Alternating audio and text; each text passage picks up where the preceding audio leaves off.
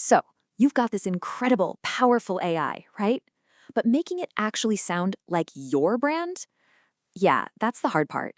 Today, we're going to change that. We are going to give your AI a brain by building a knowledge base that really, truly works. So let me ask you this.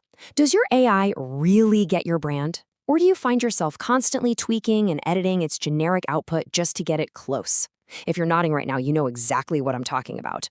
You wanted an assistant, not another full-time editing job. Well, the solution is to build your brand its very own brain, a custom knowledge base. And that's what we're going to do. We'll walk through the whole thing step by step, adding your first rules, formatting them so the AI understands, and then testing everything so it just works. Okay, first things first. We need to completely shift how we think about this. Building a knowledge base isn't just about, dropping a bunch of files into a folder. It's about teaching. I want you to think of yourself as the teacher, and the AI is your brand new, super eager student. Your mission is to create a curriculum, a lesson plan, that teaches it all the little rules, the context, and the personality of your brand. When you focus on the learning, not just the data, the whole thing just clicks. So, what does this core curriculum actually look like? You're probably picturing something super complicated, but honestly, it all boils down to just 3 simple commands. Believe it or not, every single thing your AI needs to learn fits into these 3 little fields. First, you give it a name, which is just for you to keep things organized. Second, you tell it when to use the information. This is the trigger. And third, you add the content itself. That's it. This is the entire foundation for your AI's education. So this turns into a really simple 3-step process. 1, name your entry, something like brand color palette. 2, set the trigger, which tells the AI when to look at this lesson.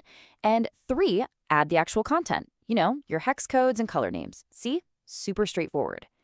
Now let's zero in on that trigger for a second. That when to use field is, and I'm not exaggerating, the most important part of this whole setup. It's basically the command you give your AI that says, hey, for this specific job, you need to use this specific piece of knowledge. And here's the secret to a good trigger. It has to be both comprehensive but also specific. You need to list out all the different situations where this rule applies, like brand design, copywriting, social media posts. That way, the AI knows exactly when to raise its hand and use the lesson you taught it. Okay, so you've got your lesson plan. Now let's talk about the language you're going to teach it in. Because how you write the information is just as important as the information itself. And this is a really big deal, so listen up. You have to format for the AI's brain, not for your own eyes. A giant wall of text might make perfect sense to us, but for an AI, clear, simple structure is everything. It's the difference between it getting an A+ and just being confused. The good news is, the language your AI understands is incredibly easy. We're talking basic stuff, like using headings to create sections, bold text to say, this is important, bullet points for lists, and just hitting enter to create some space. These simple tools make your lessons crystal clear for the AI to learn from. I mean, just look at the difference here. On the left, you've got this confusing block of text. On the right, it's the exact same info, but with a clear heading and some bullet points. For the AI, the after version isn't just easier to read, it's actually usable. All right, just like any good teacher, after you've taught the lesson, it's time for a pop quiz.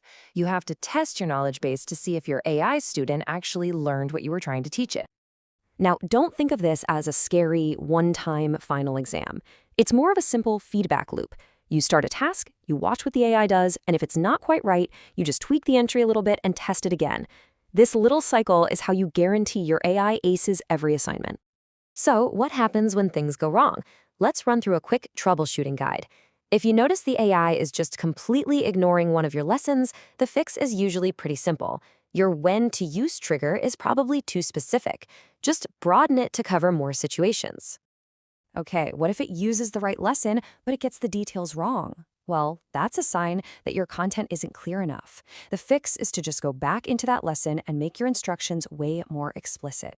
And finally, what if the AI is using the right knowledge but on the wrong tasks? That's the opposite problem. Your trigger is too broad. So the fix here is to tighten it up, make it more specific. It's really all about finding that perfect, just right balance. Okay, now for the really good part, the reward for all this. Because once you've done this work, you haven't just created a database. You've built a living, breathing document that is your brand. And this is where the magic happens. When you ask your AI to do something, it automatically looks at all the relevant lessons you've taught it, your colors, your voice, your calls to action, and it blends them all together to create something that is perfectly on brand every single time. No more manual checking. And it gets even better. This brand brain of yours actually grows and evolves with you. Let's say you change your brand colors next year. You don't have to go back and retrain everything. You just update that one color palette entry and poof, the change is instantly applied everywhere automatically. It's a system that's built to last. So now you know how to build it, how to teach it, and how to test it.